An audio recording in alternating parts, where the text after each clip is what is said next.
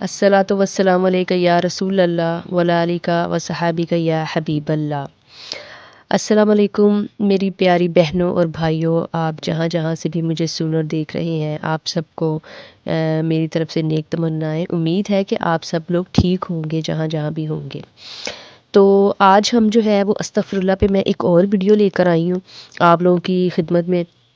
میں چاہتی ہوں کہ جیسے میرا بھلا ہوا ہے نا، تو آپ لوگوں کا بھی ہو۔ جیسے میرے کام سنور ہیں، میرے ساتھ معجزے ہو رہے ہیں، تو آپ لوگوں کے ساتھ بھی ایسا ہی ہو۔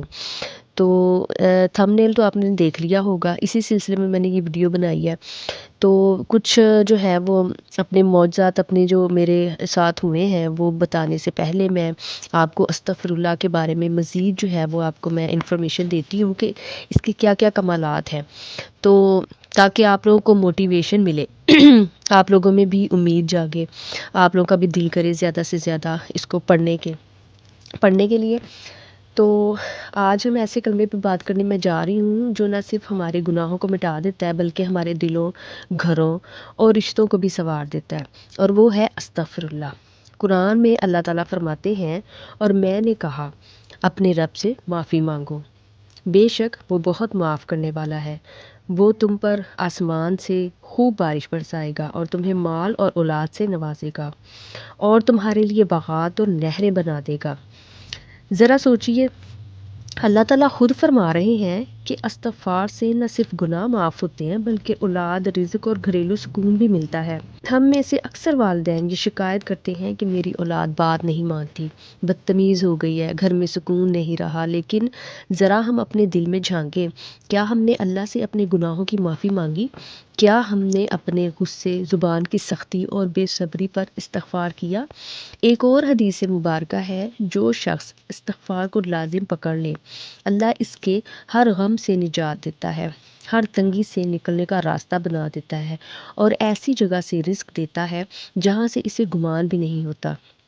یہ حدیث صرف رزق کی نہیں، یہ اولاد کے رویوں، گھریلو پریشانیوں اور دل کے سکون کی بھی ضمانت ہے۔ یاد رکھیں، اولاد کی اصلاح صرف ڈانٹ سے نہیں ہوتی بلکہ والدین کے استغفار، دعا اور عمل سے ہوتی ہے۔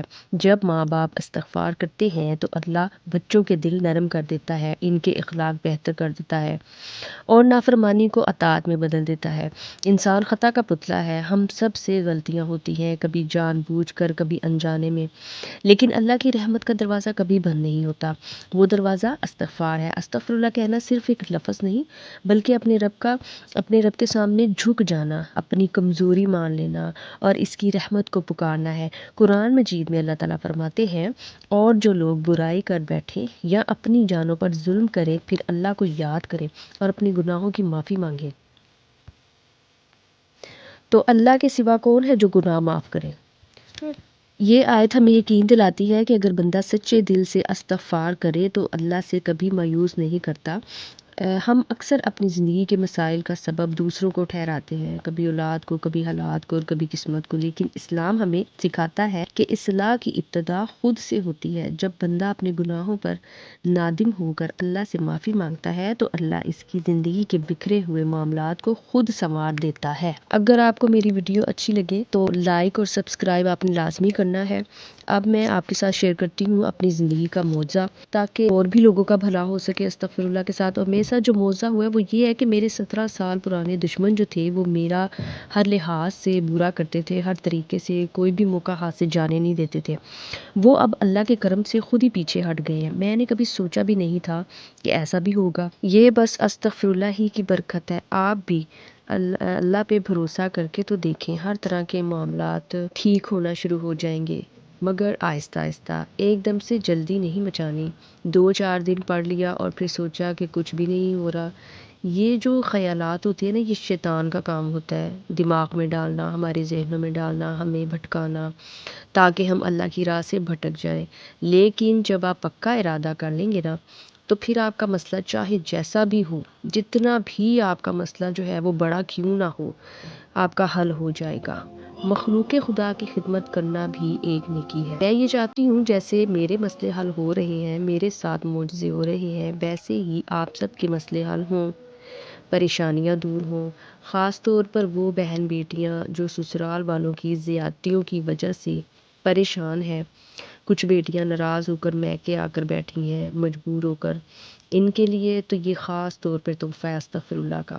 پڑھنا شروع کریں، آپ خود دیکھیں گے کہ کیسے سب کچھ بہتر ہوتا جائے گا۔ اور اس عمل کو جب آپ شروع کریں تو یاد رکھیں، جب آپ نماز پڑھیں تو نماز میں رو کر گڑ گڑا کر اللہ سے اپنے گناہوں کی سچے دل سے توبہ کریں، پھر ہی آپ کا یہ عمل قبول ہوگا۔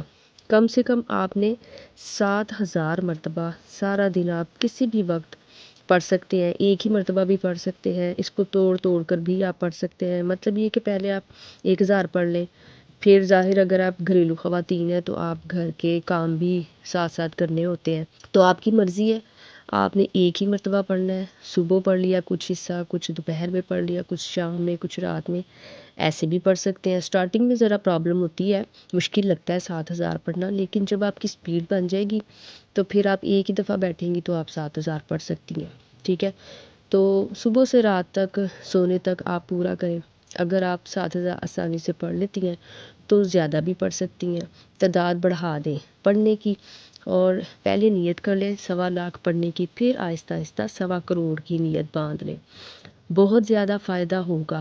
جیسے جیسے آپ دن بدن پڑھنے لگ جائیں گی نا تو آپ کا شوق ذوق بھی بڑھنے لگے گا استغفر اللہ کو پڑھنے کا، آسانی پیدا ہونے لگتی ہے، رکے کام بننے لگتے ہیں، صحت تندرستی ملتی ہے، مالی حالات ٹھیک ہوتے ہیں، گھر کے ہر طرح کے حالات میں بہتری آنا شروع ہو جاتی ہے۔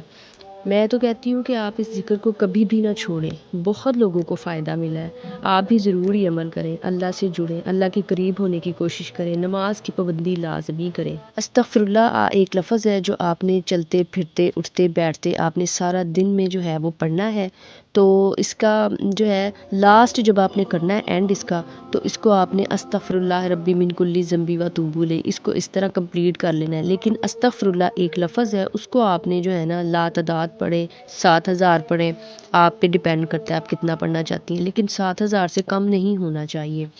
تو اس کو اینڈ جب آپ نے کرنا ہے نا، جب رات کو سوتے ہوئے، تو آپ نے ایسے مکمل کرنا ہے استغفر اللہ ربی من کل ذنبی و اتوب الیہ، اس طرح کر لیں۔ اب میں آپ کو مزید تھوڑا سا کچھ اور بتانا چاہتی ہوں کہ دشمن جو ہے دشمنی کرنا بھول جاتا ہے، چھوڑ جاتا ہے، اللہ کی ایسی مدد نصیب ہوتی ہے، گناہ مٹتے ہیں اور آئندہ کے لیے بھی انسان گناہوں سے بچ جاتا ہے۔ میں اپنی زندگی سے نا امید ہو چکی تھی پوری طرح، مجھے ایسا لگتا تھا کہ بس جب تک موت نہیں آتی ایسے ہی سب کچھ چلے گا، حالات ایسے ہی رہیں گے، حالات کبھی نہیں بدلیں گے۔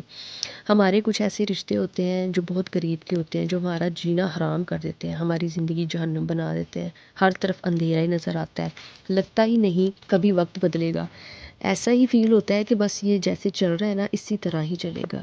اس حد تک وہ رشتے زندگی عذاب کر دیتے ہیں، جادو کرتے ہیں، میاں بیوی کو آپس میں لڑواتے ہیں، گھر توڑواتے ہیں، میاں بیوی میں جدائی کرواتے ہیں، رزق بند کرواتے ہیں، رشتوں میں بندش کرواتے ہیں۔ ایسے رشتہ دار ہوتے ہیں جو چاہتے ہیں کہ ہم بھوکے ہی مر جائیں، لڑ لڑ کے مر جائیں، آگے بڑھتا ہوا تو برداشت ہی نہیں ہوتا۔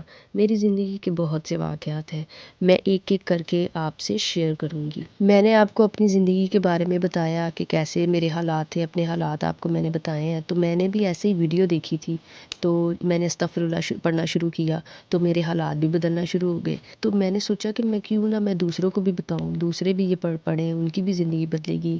اللہ تعالیٰ جو ہے وہ اپنی مخلوق کو کبھی تنہا نہیں چھوڑتا، وہ چاہتا ہے کہ اس کے بندے اس کو ہر وقت یاد کریں، اپنے گناہوں کی معافی مانگیں، تو اس لیے میں چاہتی ہوں کہ آپ سب بھی پڑھنا شروع کریں تھوڑا تھوڑا کر کے۔ اب میں اجازت چاہتی ہوں، بہت شکریہ، مجھے دعاؤں میں یاد رکھیے گا۔